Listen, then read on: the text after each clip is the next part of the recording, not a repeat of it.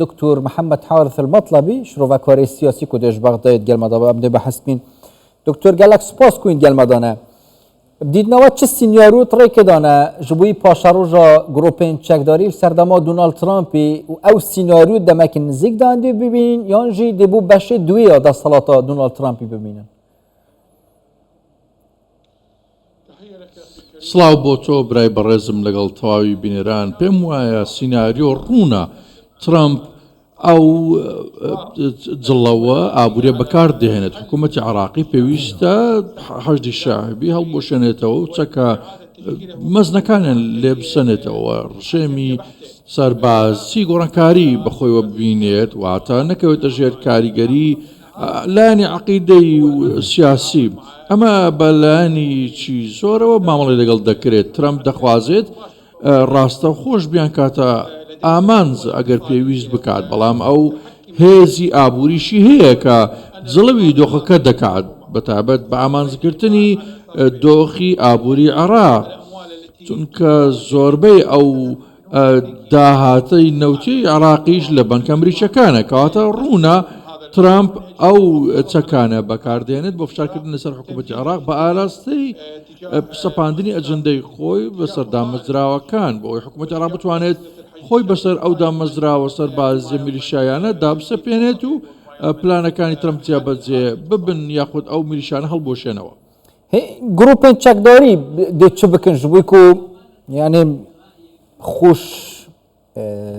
گرفتە پارێزن تایبەتیژی سزا پارێزن زێرەتر کاریگەری سەروانە نەکردێ چاوە ڕێککەون گەل حکوومەتە عێراقی ئەوژ هین دیر بن ڕێککەفتە نەکرد گەل حکوومەتە عێراقی هەبێ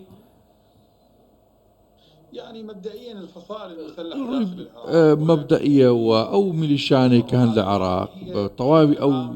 گروپە جاجیانەی کە هەن ئەوان بەوە تۆمەتبار دەکرێن کە پابەندی عەقیدە و بیرکردنەوەیەکی ئاینی دیاریکراوی ئێرانین لە هەمان کات ئەو میلیشانە لە بەرژەوەندی ئەوان نییە ڕوبەڕووی ئەمریکا ببنەوە لە جەنگەجی سەربازی ئەوان هەمویان ئەوە دەزانن چوارچەوەی هاو ئاهەنگی کە حکوومەت عێراقی ئاراستە دەکات و کاریگەری هەیە لە ئاراستەکردنی سیاسەتەکانی عێراق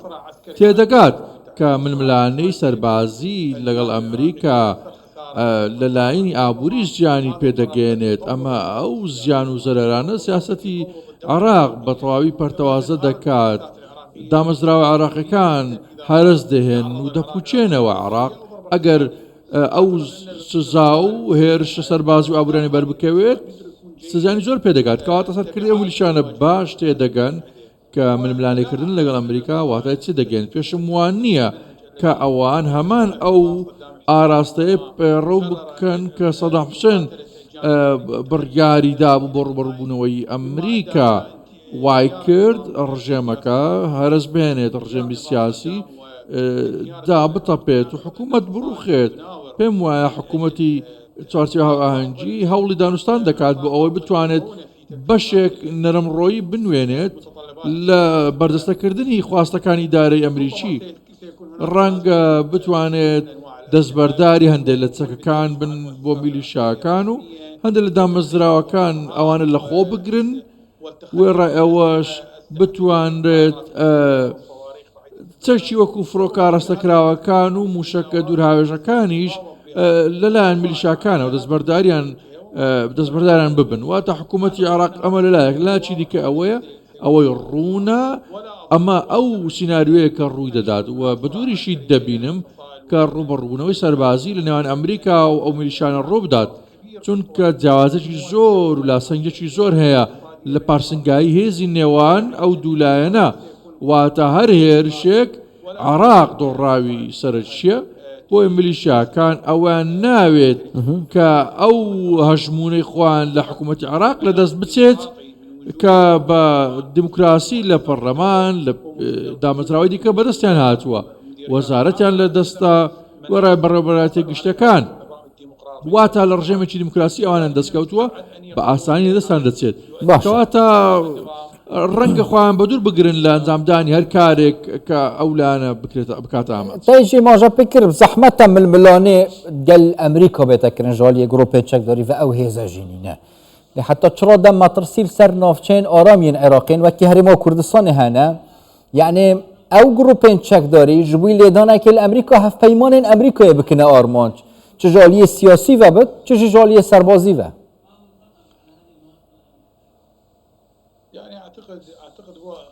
پێم وایە مەترسی ئەو ململانە سەربازیە کە هەیە بە سنوورداری دەمێنێتەوە مەترسیەکی زۆر کەمیش دەبێت چونکە بۆن مونە هەرێمی کوردستان هێزی زەمینی بەهێزی هەیە پاڵپشتی دەکرێت لە وڵاتی یەکگرتووەکانی ئەمریکا و کوردستانیش ڕوبەڕووی چەندین هێرشی زەمینی بۆتەوە لەلایەن داعش لە 2014 15 و 16 ئەمریکاش ڕۆڵی هەبووە لە هاریکاریکردن لە کوردستان بەڵام مەترسی بۆ شوێنێ بەڵام مەترسەکە ئەوەیە ئەگەر ڕوبەڕووبوونەوە ڕووبدات لە نێوان ئەمریکا و ئەو میلیشانە ئەوان لە ڕووی ئاسمانەوە دەکرێت بنز هەڕەشە بۆ سەر هەرێمی کوردستان چونکە ئەو جۆرە فڕۆکارە سەکراوانە بەکاربێنن لە هەولێر یاخۆت کردە ئامانجی سوڵخانەی گشتی ئەمریکا یان شوێن و پێگەی سەربازیان کە لە 2021 و 22 هەندێک شوێنیان لە هەولێر کردە ئامانج ئێرانی شەمان شتیان جامدا کەوات ئەگەر ملوانێ و ڕوبەڕبوونەوەی سەربازی ڕوو بدات ئەوە ئەگەری زیاترە بە تایبەتیش ئەو کۆمەلگانێکە نزیکن ڕەنگە زیانی زۆریان پێ بگات بەهۆی ئەو ململانێ سەربازی نێوان میلیشاکان و ئەمریکا بەڵام وێ ڕایە بەش ئەمە بژاردەیەکە بژاردەی استراتیژیە ئەگەر بێت و ئەو میلیشانە ئەو چێبڕچێ سەربازیە ئاراستە بکرن دووچاری مێنەتی زۆر دەبنەوە بەڵام ئەمە زۆر بە دووری دەبینم چونکە نانەوێت ڕوبەڕووی ئەمریکا ببنەوە باشیش دەزانن کە ئەمە وا دەکات بە تەواوی کۆتایی بە فەرمانڕەوایی ئەوان بێت و ڕژێمی سیاسی بگۆڕێت گشتی یعنی وێنەیە بەرفرە خو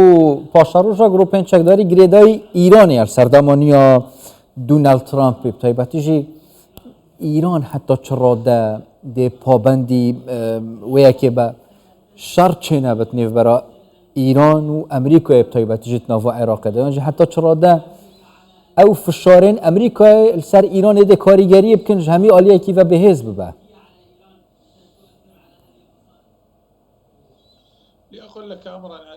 بە شتێکت پێ بڵێم ئێران پەیوەست بە هێزی سەربازی زۆر بەهێزە و هێزی بەرپرسدانەوەی بەهێزی هەیە بەڵام لە ڕووی ئابووری بە وڵاتەکە داتەپیوە زۆر لەرزۆکە بەهۆی سزاکانی ترەمپیش دوێنێ هەواڵەکان باسانەوە دەکرد کە حکوومەتی ئێران لە ڕوخان نزیک بۆتەوە باسیشەوە دەکات کە لە ماوەی چەندی ساڵی ڕابرد و زیانی زۆری بەرکەوتۆ بۆی فشار ئابووریەکان کە هەرگیز ئێران ئەو ڕەوشە ئابووری خراپەی بخۆیەوە نەبینیوە واتە بەتابەتیش لە داتەپینی نرخی دراوی وڵاتەکە واتە لەلایەنی ئابووری وڵاتەکە زۆر دۆخی خراپە زۆر جاریش وڵاتەکە پشت بە عێراق دەبەستێت و هەژمونی ئەمریکاش بە مەترسی دەزانێت لەسەر خۆی بۆیە ڕوبەڕووی ئەجەندا و پلان و استراتیژی ئەمریکا دەبێتەوە ئەوەش بە زیان بۆی دەشێتەوە لەلایەنی ئابووری واتە زۆر خراپتر دەبێت ئێرانیش ناوێت ڕژێمی عێراقی ئێستا ڕژێمی سیاسی بڕوخێت چونکە ئەو هەژمونی خۆی لە لایەنی حیزبوڵڵا لە لوبنان و لە سووریا لەدەستداوە ناوێت ئەمە دووبارە بێتەوە کەواتە ناخوازێت ئەو ڕوبەڕووبوونەوە سەربازیە ڕووبدات لە هەمان کات ئەولانانشی پاڵپشتی ئێرانن بۆیە ئێران مانۆری جیاجیا ئەنجام دەدات مانۆری سیاسی و دیپلۆماسی بۆ ئەوەی بتوانێت ڕژەمەکە بمێنێتەوە هەمان کات ئەو میلیشیانە لە ڕوبەڕووبوونەوەی سەربازی بپارێزێت ڕۆڵی کارا دەجێڕێت بۆ ئەوەی ڕژێمی سیاسی عێراق خۆی بمێنێتەوە گرنگترینیش ئەوەیە کە ئەو ڕژێمەی عێراقی ئێستا دموکراسیە بهێڵدرێتەوە کە یەکانگیرە لە ڕووی سیاسەتەوە لەگەڵ ئێران و لەگەڵ ڕۆژاوا کەواتە ئەوەی گرنگە ئەوەیە بتوانرێت دەست و پەیوەندە سەربازەکانی خۆی لە عێراق بپارێزێت از دو ماهی که خفتنا سر حکومت ایران که سالوگرا دامازراندن حکومت اسلامی ایران دا ایماجا پک می کو اوروکه مسعود پزشکیان ایماجا پک که جالی کی و تمام بحثا دانستاندن ات که جالی کی و بحثا طیبتی جی جناف برنا ایرانی یعنی ما بس مجالی سیاسی و جناف برنا ایرانی کرد مەبەستا پزیشیان چه ئاخفنەکە هەوسەد بێژێت ئەڤروکەدا دەرگەهێکی ڤەکیری هەیەش بووی دانوستاندنات ناڤ ئیرانی دەداش بەر لاوازیە ئابووری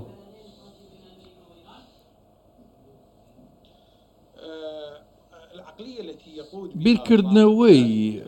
داریکراوی ترامپ کە ئەمریکای پێبڕێەوە دەبات زیاتر بیرکردنەوەی بازرگانە چی لە خۆ دەگرێت ئەو بیرکردنەوە هەندێک هەلو مەرز هەندێک ڕوانی لە خۆ دەگرێت کە بتوانێت ئێران بخاتە سەر چۆک لە ڕووی ئابوووریەوە بەر لە هەر هێرشەکان هەر بەریکەوتنێک بۆیە لەگەڵ ئەو وڵاتانەشی کە ماوەڵ لەگەڵ ترامپ دەکەن تەنانەت کەنەدا وڵاتانی ناوچەکە کاتێ باز لە زیادکردنی سوو باز دەکرێت بۆ نمونە ئەو دەیەوێت بەردەوام کەنەدا تۆمەتبار دەکات بە سنوور بە لەرزۆکی سنوورەکانی کاتە چ میکانیزمێک بەکاردێنێت میکانیزمی سزای ئابووری و باز بامان شێوەش ئەو سیاسەتە دەگرێتە بەرامبەر بە ئێران بۆ ئەوەی زۆرترین زیانی پێ بگات بۆ ترامپ ئەوەی گرنگە ئەوەیە کە ئێران نەتوانێت لە ڕووی ئابووریەوە چەکی ناوچی دەست بکەوێت و توانەیە بەرەمێنانی بەدەست